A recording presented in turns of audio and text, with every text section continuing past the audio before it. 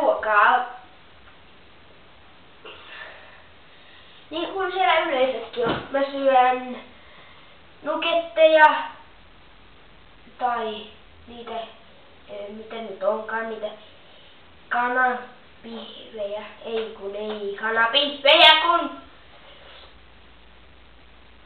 No kuitenkin niitä toisia niitä pitkiä. Niin mä syön niitä ja ranskalaisia kokiksella tai Spritella.